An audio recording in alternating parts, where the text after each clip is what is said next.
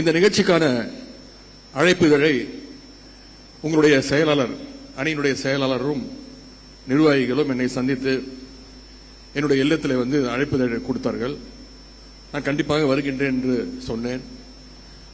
அதோடு கூட சேர்ந்து ஒரு நினைவு பரிசையும் அளித்தார்கள். அழைப்புதழ் கொடுப்பவர்களுக்காக இதை நாங்கள் கொடுக்கின்றோம் என்று சொன்னார்கள். என்னன்னு பார்த்தீங்கன்னா ஒரு பெரிய டிராவல் பேக். நான் கேட்டேன், என்னங்க அயலக அணிங்கிறதுனால டிராவல் பண்றதுக்கு பேக் சேர்த்து கொடுக்குறீங்களா அப்படின்னு கேட்டேன். நான் நினைச்சேன் பேக்குள்ள ஒன்றும் இல்லை, வெறும் பேக் நினைச்சேன். நான் அவட்ட கேட்டேன், என்ன பேக் மட்டும் கொடுக்குறீங்க, உள்ள எடுத்துட்டு போறதுக்கு ட்ரெஸ் எல்லாம் வச்சு கொடுப்பீங்களா அப்படின்னு. ஆமா தலைவரே, அதுவும் உள்ள இருக்குன்னு சொல்லி உள்ள இருந்து புது சட்டை, துணி, கேலண்டர் எல்லாம் வச்சிருந்தாரு.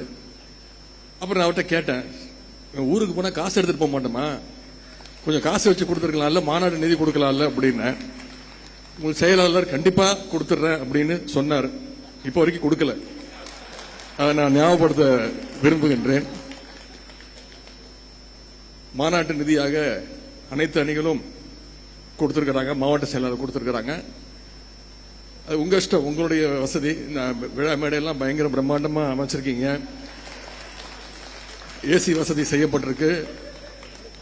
லேட்டஸ்ட் டெக்னாலஜி, மனுசுந்தரம் சொன்னாரு, லேட்டஸ்ட் டெக்னாலஜிலாம் இருக்கு. செல்ஃபி பாயிண்ட் எல்லாம் வச்சிருக்கிறீங்க, எல்இடி லைட்ஸ் எல்லாம் வச்சிருக்கிறீங்க.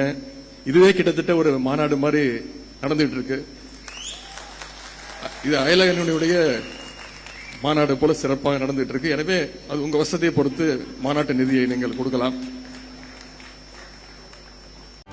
செய்திகளை உடனுக்குடனும் துல்லியமாகவும் தெரிந்து கொள்ள சப்ஸ்கிரைப் பண்ணுங்க.